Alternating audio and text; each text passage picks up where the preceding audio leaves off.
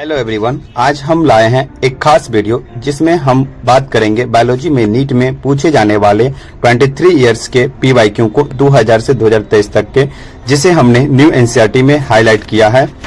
यह video chapter को revise करने में मदद करेगा और आपको नीट की परीक्षा की तैयारी में एक कदम आगे ले जाएगा।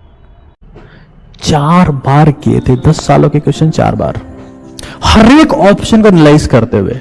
कई बार लोग पूछते हैं क्या पीवाईक्यू से सिलेक्शन हो सकता है? बिल्कुल हो सकता है और होता है। सिलेक्शन पीवाईक्यू से ही होता है। चेंज किए हुए भी लगभग 20% क्वेश्चन हर साल प्रीवियस ईयर के रिपीट हो जाते हैं। तो एसेंशियली 80% तो पीवाईक्यू के सवाल तोड़ मरोड़ के रिपीट हो ही जाते हैं और 20% तो बिना डेटा चेंज किए, बिना लैंग्वेज चेंज किए एज इट इज रिपीट हो जाते हैं। इंपॉर्टेंट थिंग मुझे अमन सर ने बताई थी 3 मंथ्स पहले कि focus on the topics of PYQs. 2 चीजें, या तो आप जो पीवाईक्यू के क्वेश्चंस हैं उसे एनसीईआरटी में मार्क कर लो, या फिर आपसे जो क्वेश्चन अटक रहे हैं, जो नहीं हो रहे, उसका एक फोल्डर बना। Enough to crack the NEET exam in the last 25 days? Yes, yes, yes. But the answer is not so simple. Listen to me. Number 1, 75 to 80% of the paper is going to be based on PYQs. That means directly PYQ जैसा नहीं होगा। Question में हो सकता है formula का थोड़ा tweak कर दे, वैल्यू को चेंज कर दे, पर question will be based on the previous year question. So PYQs को रिवाइज करना बहुत इंपॉर्टेंट है। चैप्टर को स्टार्ट करते हैं। ये चैप्टर क्लास 11th के न्यू एनसीईआरटी में यूनिट 5 ह्यूमन फिजियोलॉजी का पहला टॉपिक है, ब्रीथिंग एक्सचेंज ऑफ गैसेज। यदि आपके पास ओल्ड एनसीईआरटी भी है तो कोई प्रॉब्लम नहीं है, क्योंकि हमने टॉपिक वाइज पीवाईक्यू को हाईलाइट किया है। पहले पेज से पिछले 13 ईयर्स में इस चैप्टर से कोई भी पीवाईक्यू नहीं पूछे गए हैं। नेक्स्ट पेज 184 से 14.1.1 टॉपिक से है ह्यूमन रेस्पिरेटरी सिस्टम। उससे केवल एक फिगर से क्वेश्चन पूछा गया था 2013 में, जिसमें एक फिगर को एल्वोलाई को हाईलाइट करना था और उसके बारे में बताना था कि वैस्कुलाइज्ड बैग लाइक स्ट्रक्चर होते हैं। नेक्स्ट उसी टॉपिक में 2022 के फेज 1 में क्वेश्चन पूछा गया था, जो कि रेस्पिरेटरी सिस्टम का 2 पार्ट होता है, जैसे कि एक्सचेंज पार्ट और कंडक्टिंग पार्ट, जिसमें कि कंडक्टिंग पार्ट के बारे में पूछा गया था, जो क्या करता है। तो वो इसमें बताया गया है, transport the atmospheric air to the alveoli, clears it from the foreign particles, humidified and also brings the air to the body temperature. Next उसी टॉपिक में respiration involve following steps, 5 steps जो होते हैं रेस्पिरेशन के, वो उसको serial wise याद रखना था। आपको ये 5 स्टेप्स दिया रहेगा, उसको सिर्फ अरेंज करना होगा। तो पहला स्टेप था ब्रीथिंग और pulmonary ventilation, by which atmospheric air is drawn in and CO2 rich alveolar air is released out. दूसरा diffusion of gases O2 and CO2 across the alveolar layer membrane. तीसरा transport of gases by the blood. चौथा है diffusion of O2 and CO2 between the blood and tissue. पांचवा है utilization of O2 by the cells for the catabolic reaction and resultant release of CO2. इसे मणिपुर 2023 में पूछा गया था, इसलिए आपको 1 सेकेंड आपको इसको सीरीज वाइज याद रखना है। नेक्स्ट है मैकेनिज्म ऑफ ब्रीदिंग 14.2। उसमें एक चीज याद रखना था, सिर्फ इंस्पायरेशन किसके द्वारा इनिशिएटेड होता है। Inspiration is initiated by the पहला contraction of diaphragm and external intercostal muscles. इससे आपको 2020 में पेज 1 में क्वेश्चन पूछा गया था। पेज 186 से 14.2.1 रेस्पिरेटरी वॉल्यूम एंड कैपेसिटी, इसके वैल्यू को याद रखने के लिए रखना था सिर्फ tidal volume 500 ml, IRV 2500 to 3000 ml, ERV 1000 to 1100 ml, RV 1100 to 1200 ml, जिससे आपको 2018 में और 2010 में क्वेश्चन पूछा गया था। लैंग्वेज से कोई क्वेश्चन नहीं पूछा गया है इस तीनों में, केवल आपको लैंग्वेज से पूछा गया है दो टॉपिक से।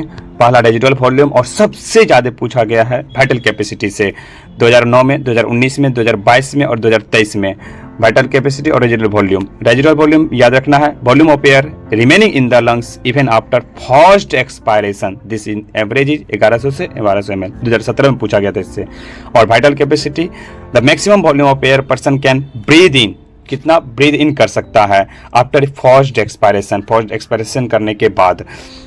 इसका दूसरा ऑप्शन या ऐसे भी रखना, या the maximum volume of air a person can breathe out after first inspiration, या तो एक्सपायरेशन के बाद फर्स्ट या तो इंस्पायरेशन के बाद maximum volume of air breathe in कर सकता है और ब्रीद आउट कर सकता है, उसी कहते हैं वाइटल कैपेसिटी। और इसका एक चीज सबसे बड़ा 2 टाइम्स तो सबसे ज्यादा उसके इसमें क्या क्या इंक्लूड होता है उससे पूछा गया है, ERV, TV और IRV से। नेक्स्ट है 14.3 एक्सचेंज ऑफ गैसेज। इसमें टेबल से 14.1 के टेबल से पूछा गया था एल्वेओलाई का पार्शियल प्रेशर, ऑक्सीजन का कितना होता है और CO2 का कितना होता है। तो O2 का याद रखना 104 mmHg होता है और CO2 का 40 mmHg होता है, जिसको 2021 में पूछा गया था। पेज 188 में इस फिगर से कोई क्वेश्चन नहीं पूछा गया था। फिगर 14.4 से क्वेश्चन पूछा गया है लेवलिंग करने के लिए 2011 में।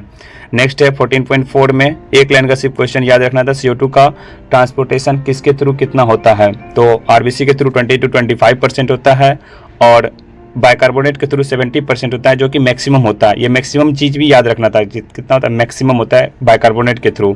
तो सिर्फ मैक्सिमम लगा के 2 टाइम्स क्वेश्चन पूछ लिया था। तो टोटल 2011 में, 2014 में और 2006 में पूछा गया था।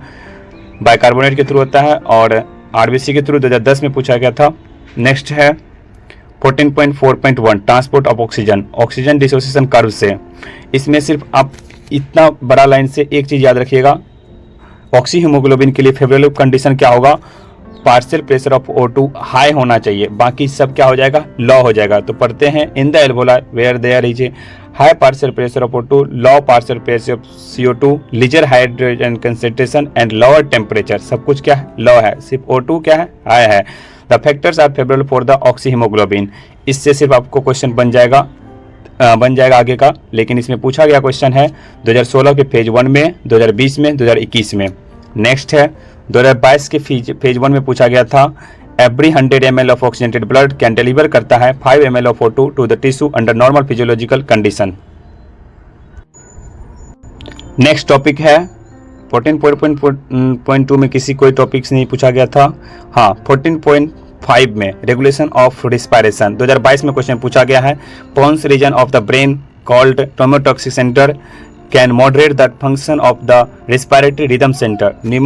इसको इतना तो याद रखिएगा, नीमोटॉक्सिक सेंटर मॉडरेट करता है रेस्पिरेटरी रिदम सेंटर को। 2022 में क्वेश्चन पूछा गया है इससे।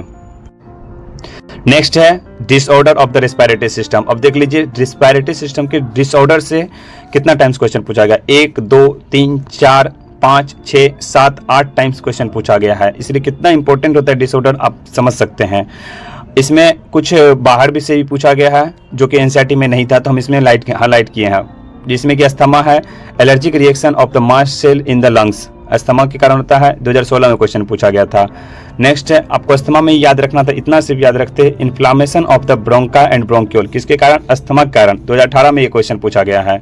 अब आपको इम्फेजिमा में याद रखना था सिर्फ 2 टॉपिक, रेस्पिरेटरी सरफेस डिक्रीज कर जाता है और सिगरेट स्मोकिंग के कारण इम्फेजिमा होता है। इससे 2015 और 2017 में क्वेश्चन पूछा गया था। नेक्स्ट ऑक्यूपेशनल रेस्पिरेटरी डिसऑर्डर में इतना बड़ा भाषण जो लिखा हुआ है उससे सिर्फ आपको सिर्फ इसका एग्जांपल याद कर लेते तो बाकी 2 साल का क्वेश्चन बन जाता। 2018 में सिलिकोसिस और फाइब्रोसिस से होता है 2012 में। नेक्स्ट है आउट ऑफ एनसीईआरटी है, हमें तो नहीं मिला, अगर आपको मिलता है तो कमेंट में आप एक बार जरूर मुझे बताइएगा ताकि अगले वीडियो में हम इसको कवर कर सके। क्वेश्चन है अल्टीट्यूड सिकनेस से क्वेश्चन पूछा गया है 2021 में और 2023 में मणिपुर में। इसका आपको याद रखना था सिर्फ सिम्टम्स, ब्रीदिंग डिफिकल्टी और हार्ट पॉपुलेशंस, जिसका रीजन भी याद रखना था due to low atmospheric pressure. अब इस वीडियो के हम अंत में पहुंच गए हैं। आपको यह वीडियो कैसा लगा हमें जरूर बताएं और हमारे चैनल को सब्सक्राइब करना ना भूलें ताकि आप हमारे आने वाले वीडियो को भी देख सके। यदि आपके पास किसी भी खास टॉपिक पर हमसे कोई सवाल है तो कृपया नीचे कमेंट बॉक्स में जरूर बताएं।